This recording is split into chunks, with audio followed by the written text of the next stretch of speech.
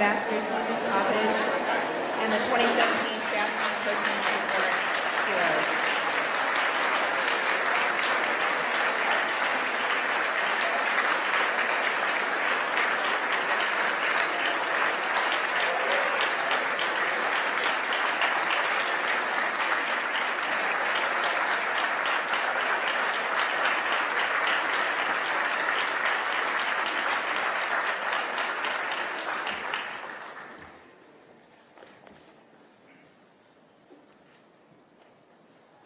Good morning. Welcome to the Department of State. We have quite the full room. My name is Susan Coppage, and I am the Ambassador at Large for the Office to Monitor and Combat Trafficking in Persons. Thank you all for joining us today for the release of the 17th Annual Trafficking in Persons Report.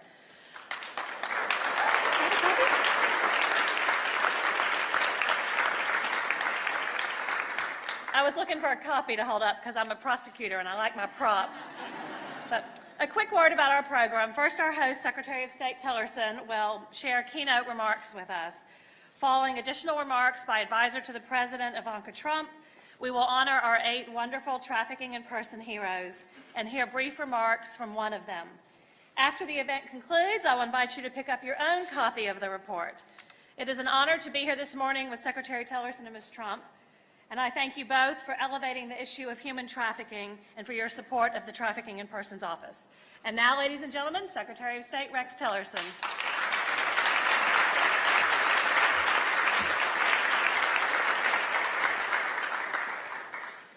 Well, thank you so much, Susan, and welcome to all of you to the State Department for this important event. And particularly, I'm honored to welcome members of Congress, and in particular I want to highlight the leadership of Chairman Corker, who's with us from the Senate Foreign Relations Committee this morning. Thank you.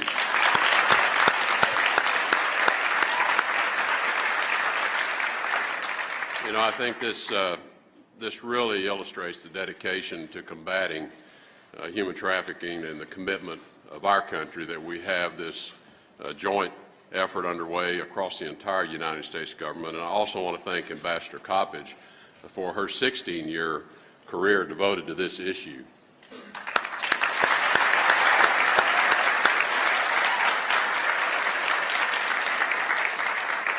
I also know she doesn't do this alone, and we're grateful to her staff and also the many, many State Department colleagues at our embassies and our consulate offices who both help with the preparation of this report, but I think more importantly, they encourage governments to progress their efforts to combat human trafficking every day in our engagement with them. I also want to welcome ambassadors and representatives from the Foreign Diplomatic Corps.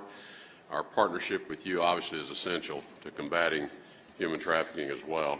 And finally, I want to recognize the survivors of human trafficking as well as representatives of the many NGOs and international organizations who are with us today. And thank you for being here for this rollout of this report.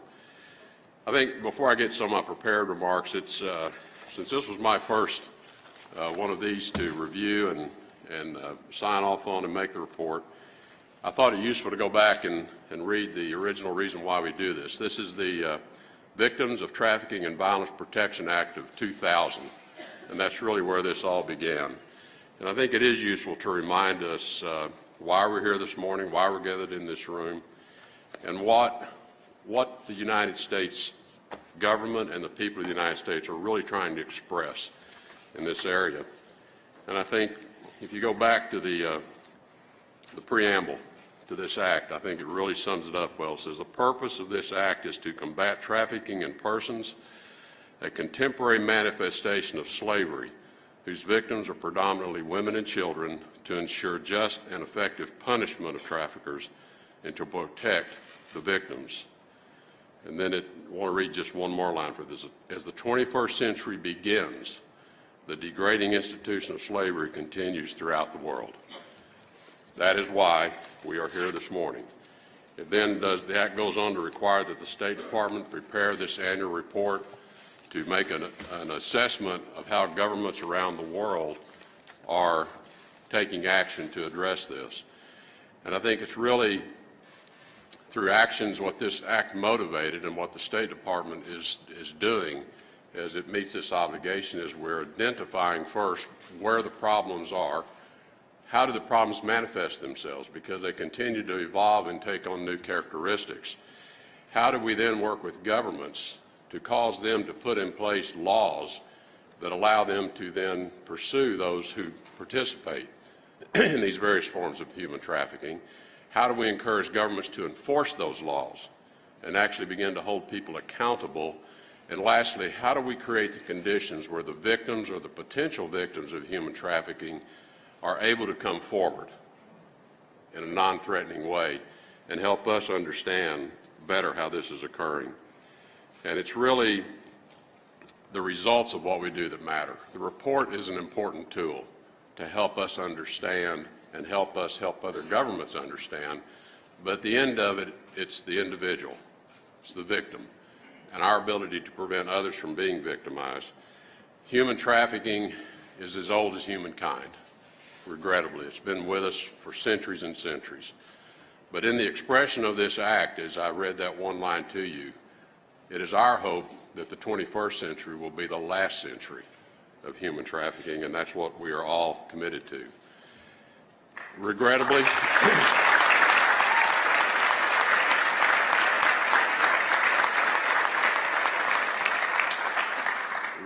our challenge is enormous. Today, globally, it's estimated that there are 20 million victims of human trafficking. So clearly, we have a lot of work to do, and governments around the world have a lot of work to do. So let me now make a few comments on the report and why it's so important. Obviously, the consequences of our failure to act in this area has so many other negative impacts around the world. It breeds corruption, it undermines the rule of law, it erodes the core values that underpin a civil society.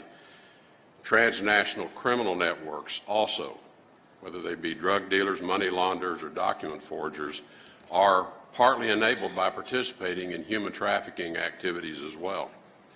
When state actors or non-state actors use human trafficking, it can become a threat to our national security. North Korea, for instance, depends on forced labor to generate illicit sources of revenue in industries including construction, mining, and food processing. An estimated 50,000 to 80,000 North Korean citizens are working overseas as forced laborers, primarily in Russia and China, many of them working 20 hours a day. Their pay does not come to them directly, it goes to the government of Korea, which confiscates most of that, obviously. The North Korean regime receives hundreds of millions of dollars per year from the fruits of forced labor. Responsible nations simply cannot allow this to go on, and we continue to call on any nation that is hosting workers from North Korea in a forced labor arrangement to send those people home. Responsible nations also must take further action. China was downgraded to Tier 3 status in this year's report, in part because it has not taken serious steps to end its own complicity in trafficking, including forced laborers from North Korea that are located in China. American consumers and businesses must also recognize they may have an unwitting connection to human trafficking. Supply chains creating many products that Americans enjoy may be utilizing forced labor. The State Department does engage with businesses to alert them to these situations so that they can take actions on their own to ensure that they are not in any way complicit. Most tragically, human trafficking preys on the most vulnerable, young children, boys and girls, separating them from their families, often to be exploited, forced into prostitution or sex slavery. The State Department's 2017 Trafficking in Persons report exposes human trafficking networks, and it holds their operators and their accomplices accountable. The focus of this year's report is government's responsibilities under the Palermo Protocol to criminalize human trafficking in all its forms and to prosecute offenders. We urge the 17 countries that are not a party to the International Protocol to prevent, suppress, and punish trafficking in persons to reconsider their position and to join the other countries who have made that commitment. The 2017 TIP report also emphasizes governments must put forward tougher anti-corruption laws and enforce them so that traffickers do not get a free pass for those who choose to turn a blind eye. Importantly, nations must educate law enforcement partners on how to identify and respond to those who dishonorably wear the law enforcement uniform or the military uniform by allowing trafficking to flourish. The most devastating examples are police officers and those who we rely upon to protect us, that they become complicit through bribery, by actually working in brothels themselves, or obstructing investigations for their own profit. Complicity and corruption that allows human trafficking from law enforcement officials must end.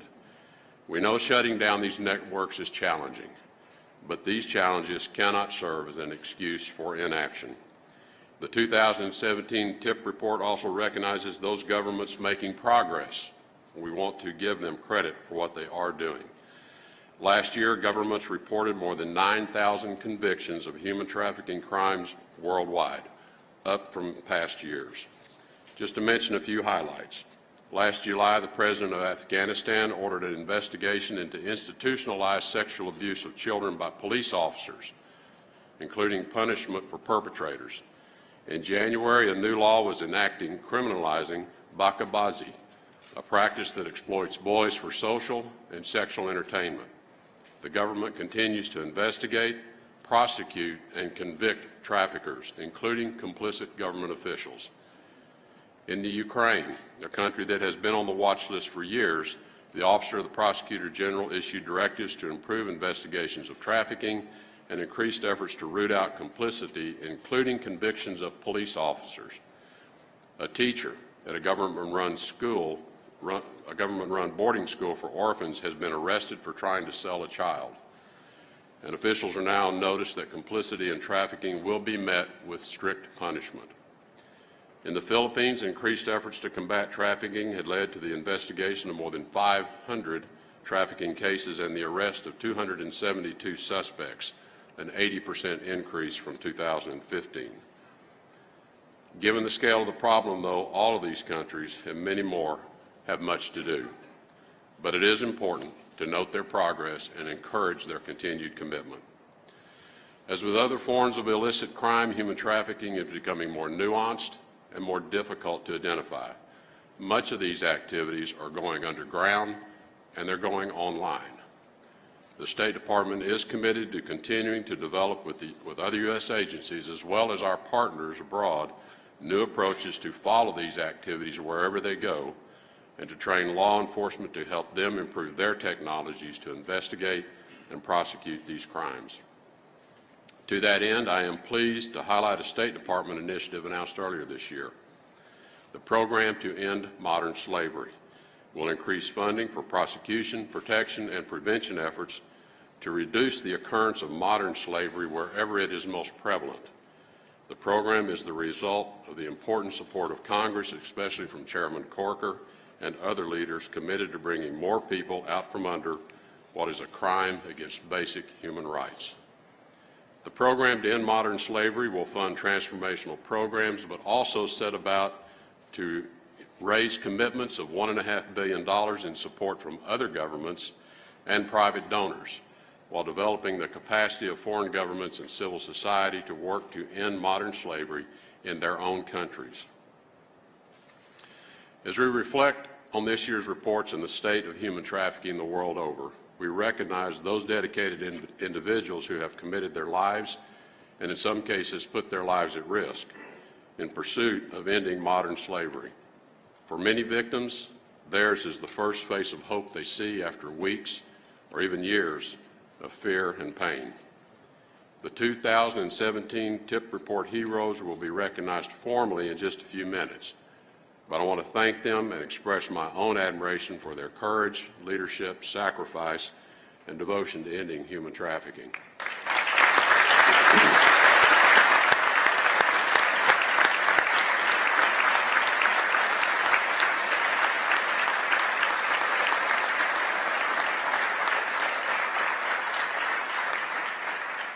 As we honor these heroes, we remember that everyone has a role to play. Governments, NGOs, the private sector, survivors, and most of all, the American people. All must continue to work together to make human trafficking end in the 21st century. And now please join me in welcoming an advocate for ending human trafficking and someone who's doing a great deal to raise the profile of this issue, Advisor to the President of the United States, Ms. Ivanka Trump.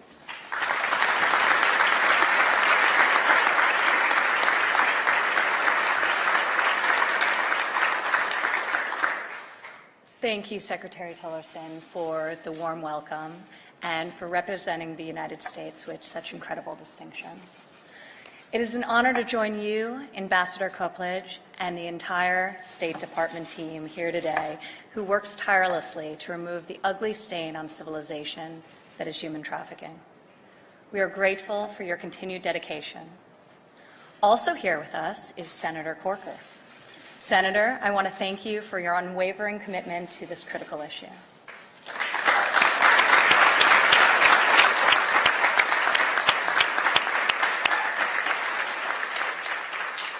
It is an honor to be here today at the release of this year's Trafficking in Persons Report and to recognize this year's heroes. Their remarkable work inspires action. Thank you for affording us the opportunity to learn from your impressive examples. Human trafficking is a pervasive human rights issue affecting millions, no matter their gender, age, or nationality. It is often a profoundly secret crime. One of the greatest challenges is to merely identify those trapped in modern slavery. Even conservative estimates conclude that some 20 million people around the world, including right here in the United States, are trapped in human trafficking situations. Terrible circumstances of exploitation, including so many young girls and boys who are victims of unthinkable tragedy of child sex trafficking.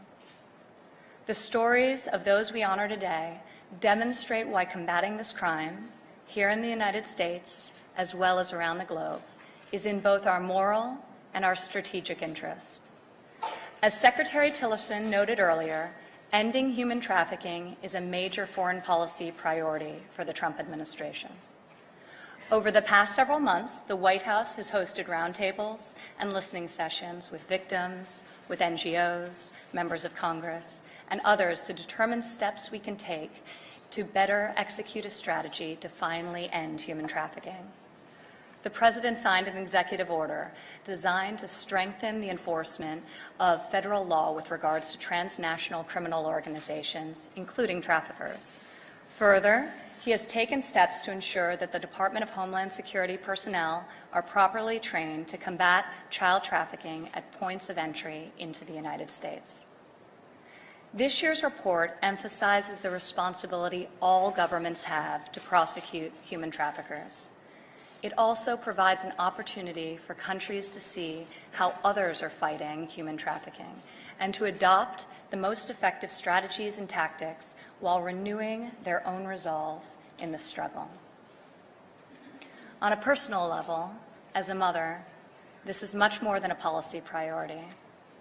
It is a clarion call to action in defense of the vulnerable, the abused, and the exploited. Last month, while in Rome, I had an opportunity to talk firsthand with human trafficking survivors. They told me their harrowing stories, how they were trapped in this ugly dark web, how they survived, how they escaped, and how they are very slowly reconstructing their lives. Here in the United States, we have our own Advisory Council on Human Trafficking, comprised exclusively of survivors. We cannot meaningfully address this pervasive issue without the brave voice of survivors at the table. They can help us understand what they experienced, and they will play a leading role in solving this pressing crisis. These survivors are not only victims, they are heroes. So are the courageous crusaders who have committed themselves to fight human trafficking wherever it exists. As part of the 2017 TIP report, the State Department recognizes individuals who have been tireless in their efforts to combat human trafficking. Today we honor a police officer whose efforts led to the identification of 350 children forced into labor, a union leader who protects workers in the fishing industry, a judge who played a critical role in drafting her country's first anti-trafficking legislation. A journalist who shines a light on forced labor, a faith leader who works to protect vulnerable migrants, a sociologist whose groundbreaking research considers the structural challenges affecting vulnerable populations, an advocate who founded an NGO to care for child sex trafficking victims, and a survivor, the first in our country to win civil damages in a sex trafficking case. Each of these heroes is a source of inspiration. They all have different backgrounds, but are united in this shared cause. We celebrate and we stand with each of you.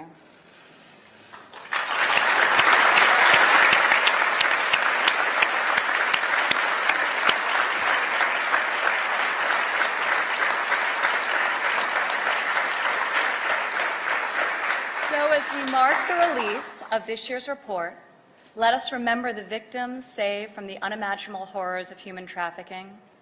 Let us recommit ourselves to finding those still in the shadows of exploitation. And let us celebrate the heroes who continue to shine a light on the darkness of human trafficking. Now please join me in welcoming the great Ambassador Susan Copeland as she reads the citations. Thank you for your incredible work.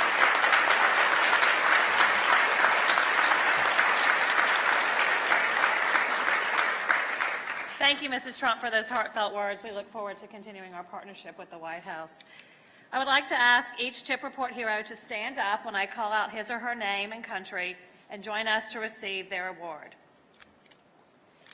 First, from Argentina, Alika Kinan.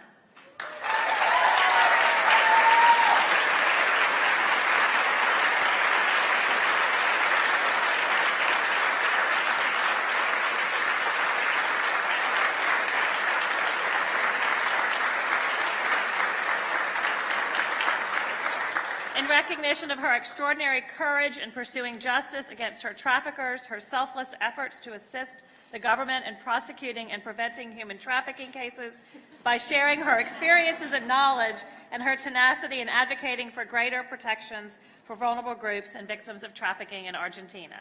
They wouldn't let me read. They were clapping too loud. So, thank you. Next, from Brazil, Leonardo Sakamoto.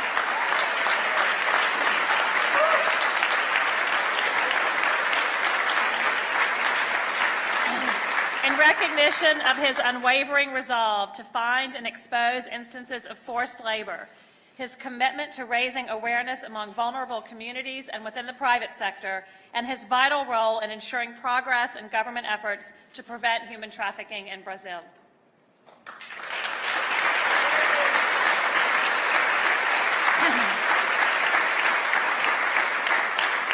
And Sister Vanaja Jasfine from Cameroon.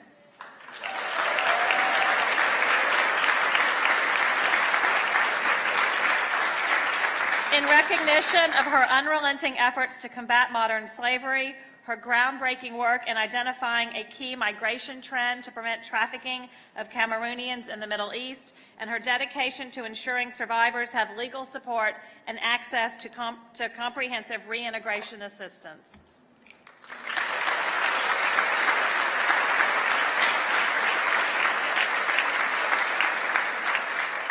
And from Hungary, Victoria Sebhelye.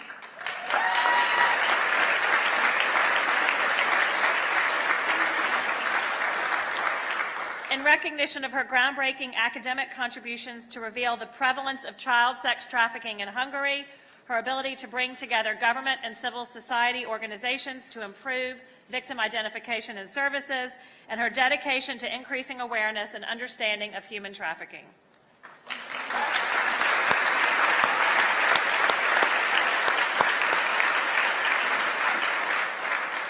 From Morocco, Judge Amina Ofrouki.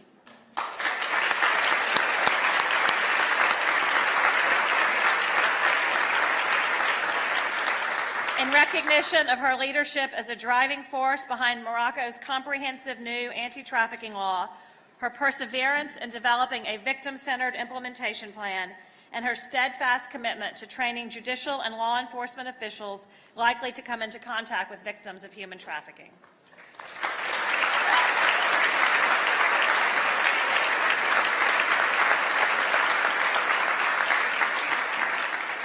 And from Taiwan, Allison Lee.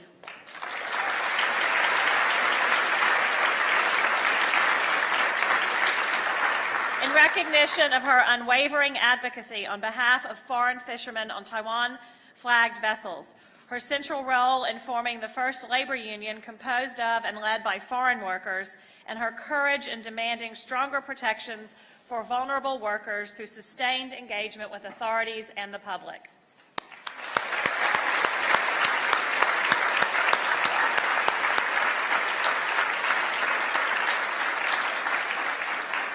And from Thailand, Boom Mosby.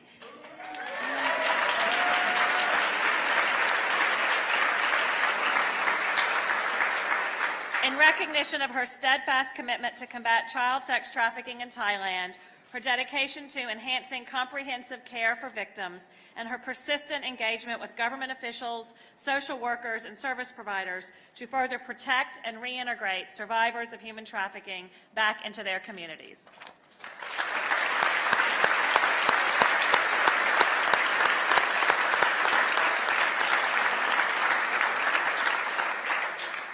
And from India, Mr. Mahesh Muralidhar Bhagwat. We are sorry that Mr. Bhagwat was unable to join us today, but would like to recognize him for his dynamic leadership in combating modern slavery in India, his vital role in elevating human trafficking as a government priority, and his innovative approach to investigating cases and dismantling trafficking operations.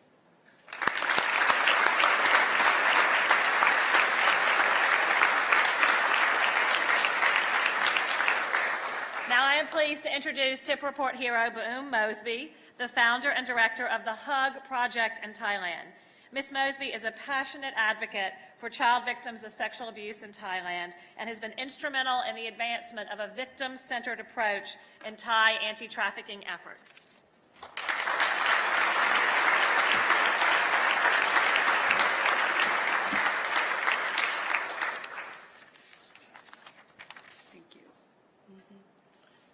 Secretary Tillerson, it is a great honor to be standing here today on behalf of a 2017 TIP hero, and especially on behalf of human trafficking victims around the world.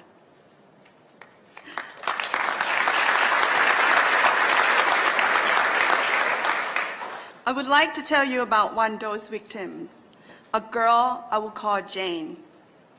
She was the first trafficking victim I worked with. 6 years ago, Jane was exploited in sex trafficking when she was only 13 years old. Like millions of other men, women, and children around the world, she found herself trapped in the darkness of modern-day slavery through manipulation and false promises. Jane's traffickers used the seduction of money to lure her into their control. In hindsight, Jane would say that she took a wrong turn and made a mistake. But the truth is, she is a victim. No matter how much recovery Jane experiences, the physical and emotional scars will mark her for a lifetime. That is why human trafficking, whether for labor or for sex, is not only a crime against an individual, it is a crime against human dignity. But thanks to the devoted people like the heroes in this room, freedom is possible. Jane will tell you that the key ingredients to her recovery have been patience and unconditional love. What she needs from us is to stand with her at her worst. Today, Jane is about to finish high school and is determined to continue her education in social work and make a difference in the lives of other victims like her. Success stories like Jane's could not happen without collaboration. One example of this is the Thailand Internet Crimes Against Children Task Force. TICAC represents a new model of cooperation between law enforcement and NGOs. We are putting aside personal agendas and bringing together dedicated and passionate individuals to accomplish our common goals. Our focus is on a victim-centered approach, always asking, what is in the best interest of the child? The victim is always our highest priority. Today, we are receiving the title of hero, but in fact, we do not possess any supernatural powers. We are here because of the hard work and teamwork of many heroes. In the end, when facing the evil of human trafficking, we are all confronted with a choice. Do nothing or do something. When looking at this choice, I am reminded of our past king, the late His Majesty King Rama IX, who died less than a year ago. As Thailand's longest reigning monarch, he was often referred to as the father of our nation. He truly looked at the Thai people as his children, having compassion for their suffering and working hard to improve their lives. Today, I call upon the government, leadership, and ordinary citizens of every country to follow the late Thai King's example and look after their people as their children. Thank you.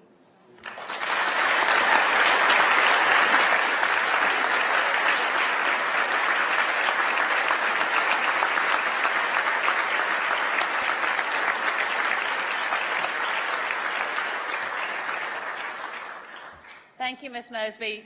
We are so grateful for the work that you do, and we're truly inspired by all of our heroes here today. I also want to thank our colleagues in the Bureau of Education and Cultural Affairs for sponsoring the Heroes' visit to the United States. After they leave here today, the Heroes will be traveling to Boston and Miami to meet with anti-trafficking organizations, exchange ideas, and share promising practices. I have spent my career working on this issue, first as a federal prosecutor and now leading the TIP office in the Department of State. In both roles, I have witnessed the aftermath of human cruelty and greed, really at its very worst. Individuals, both children and adults, forced into unimaginable suffering. And yet, I always say, to work in this field, you have to have hope. And I have hope. Hope that is inspired by the incredible people I have met along the way. Survivors, NGO leaders, dedicated law enforcement and government officials, experts and everyday community members who refuse to let this issue be ignored.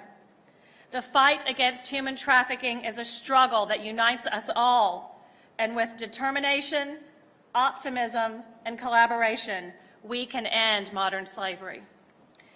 In her remarks, Ms. Mosby noted that we are all confronted with a choice: do nothing or do something. Everyone in this room who is working in this arena and those around the world who are fighting trafficking are doing something. But to the rest of the world, I echo Ms. Mosby's call to action. When it comes to human trafficking, everyone has a role to play and an obligation to act. We must choose to do something to end modern slavery. Thank you all so much for coming today.